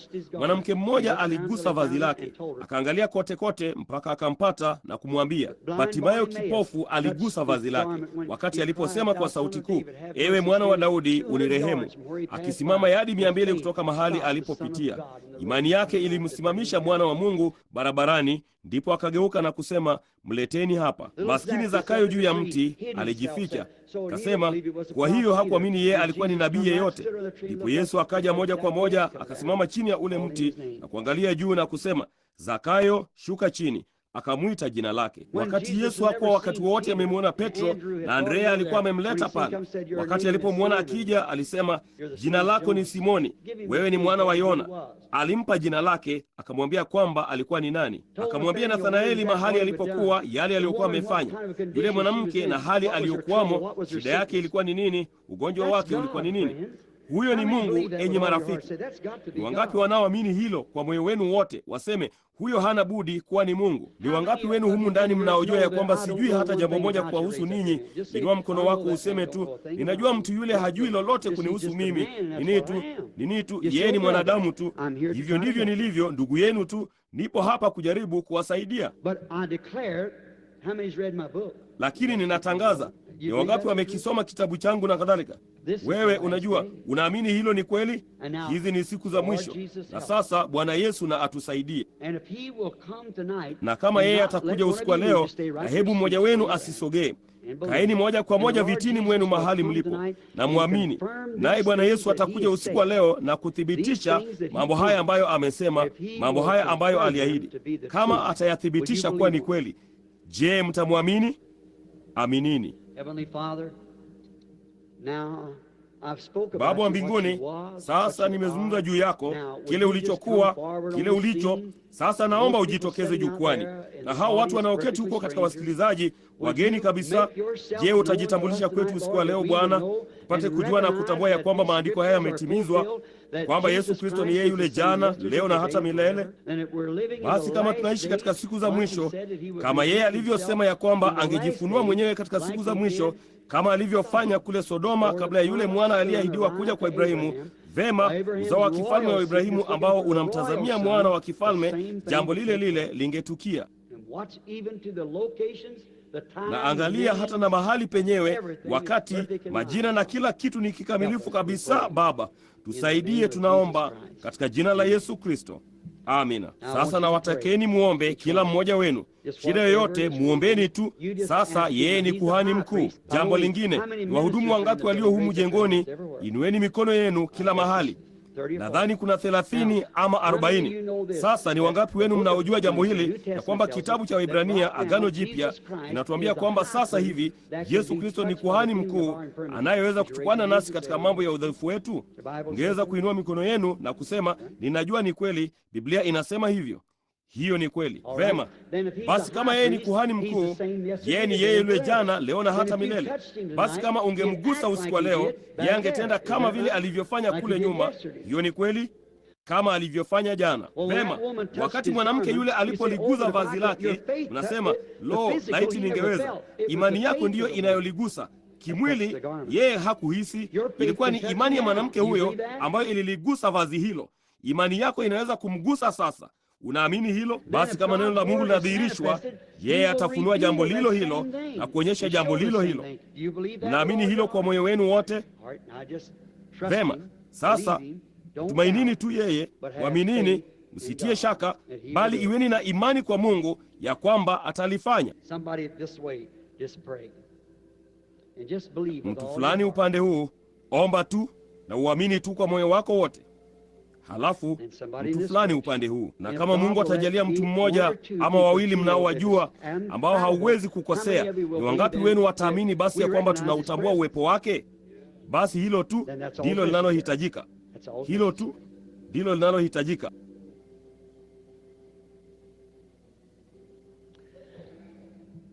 Mama anayeketi moja kwa moja pale akiniangalia pale akiugua ugonjwa wa moyo. Je, unaamini Mungu atauponya huo moyo akufanye mzima? Una ugonjwa wa moyo. Kama hiyo ni kweli, inua mkono wako. Je, hatufahamiani? Sikujui, lakini hiyo ni kweli. Vema, wewe huyo mama mwenye mvi anayeketi hapo. Vema, mama aliye na ya kijani kibichi, uliuinua mkono wako hapo ya kwamba wewe shida yako ni yabisi kavu. Unaamini ya kwamba Mungu atakuponya na yabisi kavu? Kama hiyo ni kweli, inua mkono wako. Unaona? Vema, unaona? Ilitokea tu aliinua, sasa kitu fulani kilikushukia, sivyo? Unaona ile nuru? Ni wangapi waliopata kuona picha ya ile nuru? Ilining'inia pale pale juu ya yule mwanamke. Mara moja hisi tamu sana ilikuja juu yako. Hiyo ndiyo iliyoisababisha. Unaona, Mungu alikubariki. akakuponya, akakupa afya. Unaamini hilo?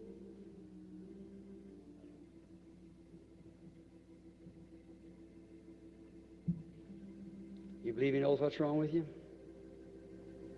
Je, unaamini yeye anajua shida yako? Yeye tu ndiye anayeweza kukuponya. Ni kivuli cheusi, kifafa. Kama hiyo ni kweli, inua mkono wako, ewe msichana. Wazia tofauti kidogo kuliko ulivyofanya dakika chache zilizopita, sivyo? Uliona wakati niliposimamisha wito huo kufanya hivyo? Hiyo ndiyo sababu yake. Ilikuwa ni kwa ajili yako. Sasa kama utaamini hilo kwa moyo wako wote, basi vipindi hivyo vya kifafa vitakuacha. Utalikubali na kuamini kwa moyo wako wote? Mungu akubariki.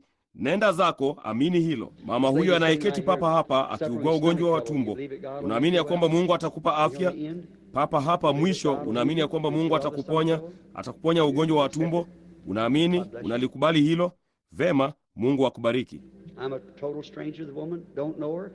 Mimi sifahamiani kabisa na mwanamke huyu, simjui. Yeye ni mwanamke tu anayeketi hapo, lakini Mungu anamjua. Unaamini kwa moyo wako wote sasa? Vema, iweni tu na imani. Mama anayeketi papa hapa mwisho anaugua ugonjwa wa kibofu nyongo, ana vijiwe nyongo, ini linakusumbua. Kama hiyo ni kweli, inua mkono wako. Hatufahamiani kabisa kama hiyo ni kweli. Unaona?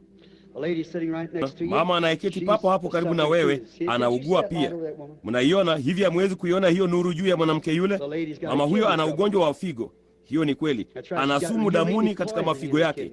Hiyo ni kweli. Inua mkono wako. Mama huyo aliyekugusa wakati huo anaugua ugonjwa wa mateso ya wasiwasi. Nyote ni wageni, hamtoki hapa. Hiyo ni kweli, sivyo?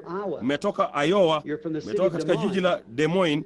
Hiyo ni kweli, sivyo? Unaamini ya kwamba Mungu anaweza kuniambia jina lako ni nani, kama alivyomwambia Petro?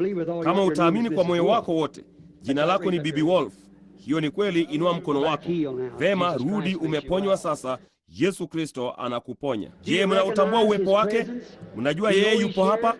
Basi nawaomba mwekeane mikono sasa, wakati Roho Mtakatifu akiwa juu yenu. Huyo ni Roho Mtakatifu juu yenu. Sasa kila mmoja wenu anaweza kuponywa sasa, kama mtaamini tu. Mnaamini kwa moyo wenu wote? Baba wa mbinguni, hakuna kitu kilichosalia sasa ila imani. Sasa tunakataa giza lote. Wakati wa mwisho, kama nilivyosema hapo mwanzo, mawimbi yalikuja juu ya maji kuyatibua juu chini, kuondoa kutokuamini kutoka kwake. Sasa wakati Roho Mtakatifu anapopepea hapa huku na huku katika watu hapa, jalia kutokuamini kote kuondolewe. Jalia uwepo wa Mwenyezi Mungu umweke kila anayeteseka huru usiku wa leo. Ninamkemea Ibilisi. Shetani, wewe si kitu ila mdanganyifu, nawe umefichuliwa papa hapa miongoni mwa watu kwa ushuhuda wa kimaandiko wa Yesu aliyefufuka, aliye hai. Ninakuapisha kwa Mungu aliye hai, toka ndani ya watu hawa na waache waende kwa utukufu wa Mungu. Wote mnao ukubali uponyaji wenu, simameni kwa miguu yenu sasa na mseme, ninaamini. Haidhuru ni jambo gani linalotukia, inachukua muda gani, bado ninajua nitakuwa mzima. Ninaukubali kwa moyo wangu wote. Inueni mikono yenu sasa. Asante Bwana. Bwana asifiwe. Hiyo ni kweli. Mpeni sifa. Sasa inueni tu mikono yenu na mumsifu kwa ajili ya uponyaji wenu, jinsi mnavyofanya makanisani mwenu. Ndugu